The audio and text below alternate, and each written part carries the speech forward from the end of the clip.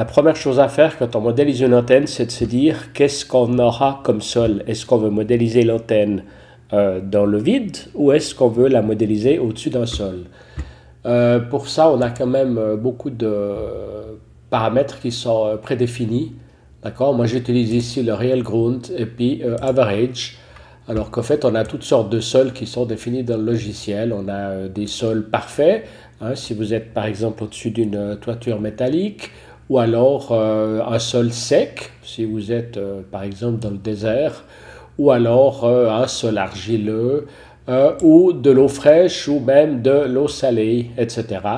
Ou même de la glace polaire. Voilà, tout ça, c'est des éléments de conductivité qui ont été définis et qu'on retrouve dans notre logiciel de modélisation. J'ai ouvert mon logiciel de simulation d'antenne. Je dois tirer mes 4 fils, 2 d'1,72 m et 2 de 3,81 m. Ici, j'ai le niveau du sol, hein. C'est le niveau 0. Alors, on ajoute un fil. Je laisse le diamètre par défaut. J'ai dit 1,72. Un autre fil. 1,72 et mes deux fils verticaux qui eux feront 3,81. 3,81. Un autre de 3,81. Maintenant, ce qui est très important avec tous ces programmes de simulation, c'est vraiment de bien connecter les éléments. Sinon, évidemment qu'on ne pourra absolument rien faire. Voilà, 1,72. Hein, au besoin, on recorrige la longueur des fils si elle bouge. Mais là, on voit qu'on a 4 fils qui sont parfaitement connectés. Excellent. Alors, on va régler la hauteur. Donc, si je sélectionne ce fil, je vois que je suis à 11,90 m du sol. C'est quand même un tout petit peu beaucoup par rapport à ce qu'on veut réaliser dans notre modèle. D'accord? Donc là, je suis à 0 m et j'ai dit que j'allais monter à 5 mètres.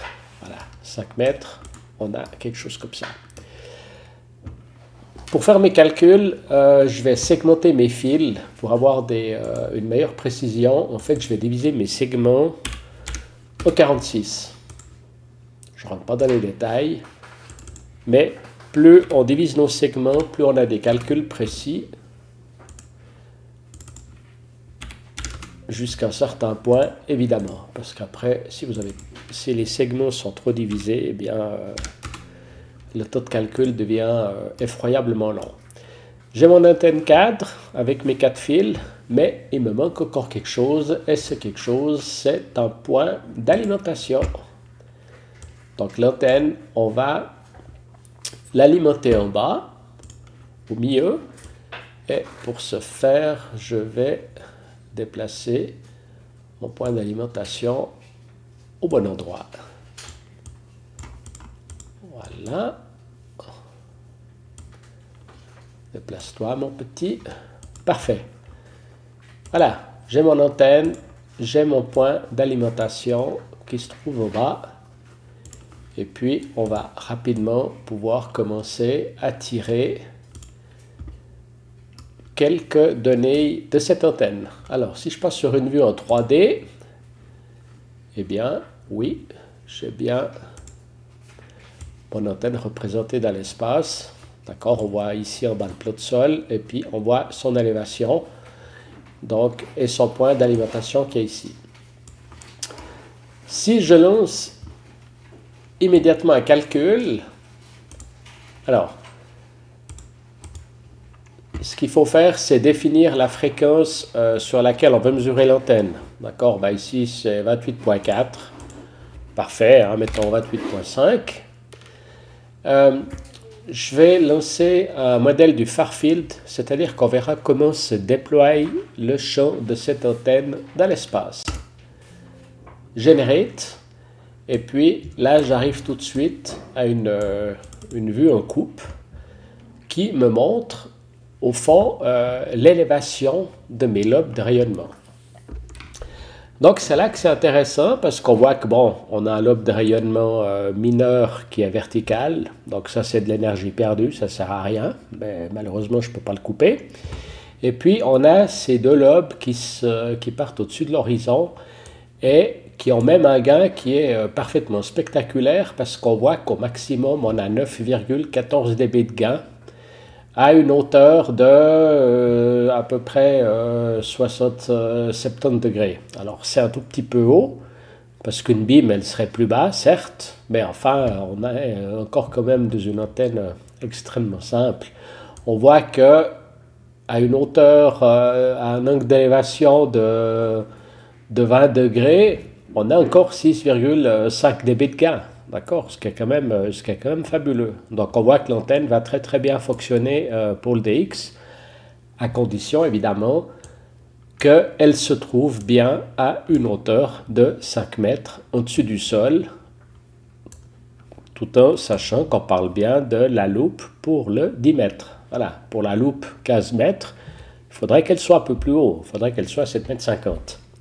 Si je le souhaite, je peux avoir une vue en 3 dimensions de ce rayonnement qui pourra nous donner des informations peut-être un petit peu plus sympathiques à regarder, parce qu'on comprend mieux, dans la mesure où on peut aussi tourner le modèle et le voir dans différentes positions.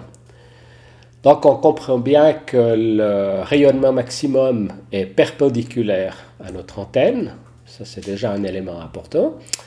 Et puis, ces couleurs, non seulement c'est joli, mais ça veut quand même dire quelque chose. Ça veut dire qu'elles se rapportent à l'échelle qui est ici et on voit dans quelle direction on a le gain le plus fort. Et puis, effectivement, on voit bien que c'est là que l'antenne tape le plus. Voilà.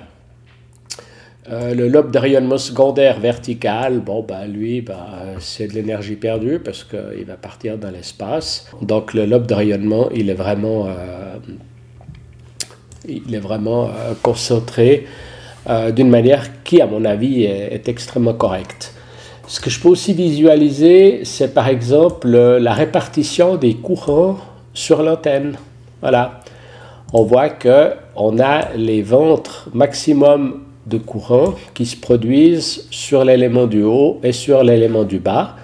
Donc le champ électrique, lui, est inverse. En fait, le champ électrique, son ventre sera ici, sur le milieu du segment vertical. Il sera inversé par rapport au courant. Si je reviens sur notre vue simplifiée qu'on avait ici en coupe, je peux aussi voir son plan, je peux voir l'antenne depuis un plan vertical. Qu'est-ce que va nous montrer ce plan? Il va nous montrer l'angle d'ouverture de l'antenne. Donc on sait que l'angle d'ouverture d'une antenne, c'est plus ou moins 3 dB. D'accord? Donc là, si je suis à 9,14, je descends à peu près ici. Voilà. Et puis, on voit que là, j'ai un angle de 35 degrés, d'accord? 35 degrés ici, plus 35 degrés là. Donc, mon antenne a un angle d'ouverture d'à peu près 70 degrés.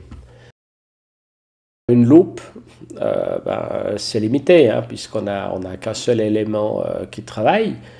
Si on avait une bim, on aurait probablement un angle beaucoup plus fermé à 3 dB, ce serait peut-être quelque chose comme 30 degrés. Voilà, c'est pour ça que le gain d'une bim est supérieur, c'est que l'angle de travail, il est beaucoup plus étroit.